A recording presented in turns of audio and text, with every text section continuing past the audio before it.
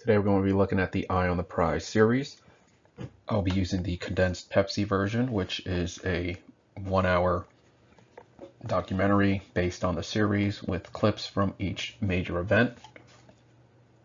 We want to have a recap from King's book, Where Do We Go From Here?, where King looked at U.S. presidents and was very critical of U.S. presidents and their lack of movement with regard to ending slavery.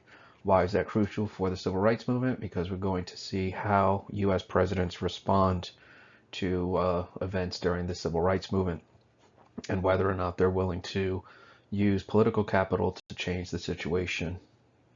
We're going to be using this chart here. The first video clip is going to be on Emmett Till. And for each of these cases, Montgomery, Little Rock 9, Greensboro, the interstate, what did the local government do? What did the federal government do? This establishes the local, state versus federal tension. What did ordinary people do? It's not only about King, it's also about ordinary people, the grassroots being mobilized, and the loophole in the case. The multiple choice items can be found here, but for the most part, you want to take notes as you look through the series. The Emmett Till murder seems to be the starting point for the civil rights movement. The open casket and Emmett Till's case does show up every year in the news. Last time I searched was April 2024, and there was an article from a week prior to. Here's the significance of the Till case. I included this slide with links as we look at the Emmett Till case because we have some other examples: the Latasha Harlins murder, the beating of Rodney King, as well as some reactions from the OJ verdict and the George Floyd reaction, because whenever these events make national news, the reaction videos and the way black and white tend to go into their camps usually seems to be a norm. Not everybody, but a significant amount on both sides with their particular view on the incident. We're going to move on to the Montgomery clip, and you want to do the same thing as you fill in this chart right here. We're back to the 14th Amendment, one of those Reconstruction amendments, and the question here is whether or not Rosa Parks being asked to sit in the back of the bus is a violation of her 14th Amendment. Here we have some more information regarding the story, the bus driver, the officers in charge of enforcing the law. And I always like to focus on the driver because the driver, regardless how he feels on segregation, is the first line of defense for the enforcement of the law. This law that's going to require Rosa Parks to move, the only person who can enforce it is this guy. And if he can't do it, he's got to pull over and get a police officer, or maybe he's just unwilling, at which point he might be breaking the law because he's not enforcing the legislation. Here's a reference to King's letter from a Birmingham jail where he talks about just and unjust law. According to King, it's okay for you to not follow segregation laws because they are unjust to begin with. Now, not to take away anything from Rosa Parks, but there were other people like Claudette Colvin, as well as Frances Harper in 1858, that refused to give up her seat. As we transition into Little Rock 9, we want to do the same thing. We could also use the multiple choice, some famous still photographs from Little Rock 9. Alex Wilson is a black reporter reporting on the incident at Central High School. This link usually works. If you click that link, it will show Alex Wilson getting hit in the back of the head, which his wife would later claim led to some problems that ultimately led to his death. The video addressed the fact that the 9 students were walked to class by the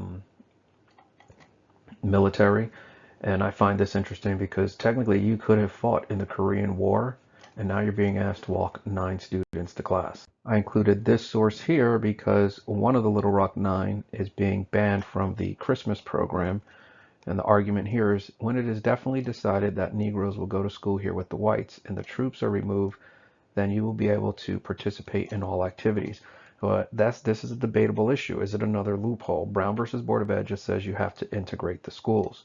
Black and white are going to be going to school together, but does that actually mean that you have to participate in any of the after-school functions and activities? The issue here is that one of the individuals is being restricted from participating in the Christmas program. Another example of the Southern way of life. As we transition to Greensboro, here we're going to have the first protest, which for the organization called SNCC that would later evolve. And what they're going to do here is protest at Woolworth. Woolworth was a department store that had a eatery in the back. Some of the images from that particular protest. The question here, is it a violation of someone's 14th Amendment for you to have to sit at a lunch counter designated? We're going to move on here to the interstate. Now, the interstate is a federal highway system, which is what all of these lines represent. It's a federally owned highway system, and the federal government, according to the documentary, is going to designate that rest areas on the interstate are integrated. The issue here is they are physically located in the South, where they might conflict with Southern segregation laws. CORE is going to start to protest this particular interstate mandate. And as you saw in the documentary, some of their buses were firebombs. This is an extension of Philip A. Randolph, who we looked at during World War II, who tried to get an executive order during World War II to have equitable pay based on one's work and not their race. Some additional CORE members and the organizers of that particular civil rights organization. And the question here is once again about that 14th Amendment, whether or not sitting in separate counters violates one's 14th Amendment. Fill out the interstate section. As we move on to Birmingham, as the documentary mentioned, Birmingham has a history of segregation laws. Some of them may possibly conflict with the 14th Amendment. King is having his demonstration in Birmingham because it definitely is a place that has a history of racial violence, which is why it's nicknamed Bombingham. After King was arrested for protesting without a permit, the decision was made to use children to go out and protest. Some of those children were arrested, sprayed with fire hoses, and dogs attacked them. This is an image during the Cold War. The Russian press trying to troll the United States with regard to its racial policy for African American children. Some of the images from the documentary.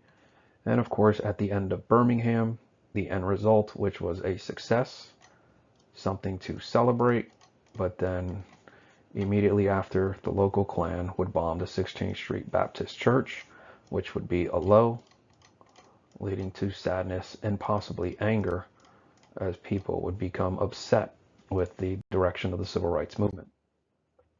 The definition for terrorism, if we look at the Klan trying to maintain segregation, they're trying to intimidate or coerce the civilian population, influence the policy. I would say they're guilty on 2 counts of the definition of terrorism. Some evolution on the Klan. We are currently right here. The civil rights gains of the 1960s is going to infuriate some of the Klan members, and by the time you get to the 1970s, the abortion advocates, as well as the Nazi Party in the United States, are going to align with the KKK, and you're going to see some similar ideals. 1964, the Civil Rights Act of 64 would be passed. You want to focus on some of these boxes here. They may or may not be used as test questions. Nina Simone would write her song Mississippi Goddam in response to some of the violence, because the mid-1960s, you start to see some individuals lose their lives. Medgar Evers, Malcolm X, later King. Some music from the decade that might address some of these. Dancing in the Street, Code for Protesting. Sam Cooke's Change is Going to Come. We'll look at some of these songs at a later class. The Malcolm X assassination. Now we're going to move on to the Freedom Summer. The Freedom Summer was about recognizing that in certain areas, blacks outnumbered whites. And as a result of that, the belief here was that if they could get elected to vote, they would be able to change their situation. So this protest involved these 3 individuals going as the early team. However, their bodies were later found in a ditch. Here's an image of the 3 dead civil rights activists as they were trying to get blacks registered to vote.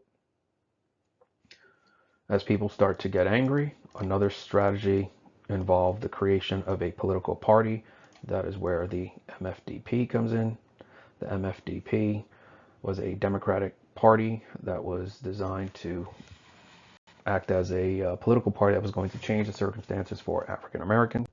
Here we see some images from that convention. Another image for this method of protest, which is not violent. It's not a sit-in, it is a different strategy, the MFDP. We're going to end this lesson with some comments regarding Confederate memorials. So the next couple of slides, you want to think about the comments, think about everything that was in the Eye on the Prize series. Comment 1, headline 2, comment 3, 4, notice the reference to states' rights. And we have some more comments. Another set of comments. And to conclude, we're going to watch the ending for the movie Black Klansman. Just the ending.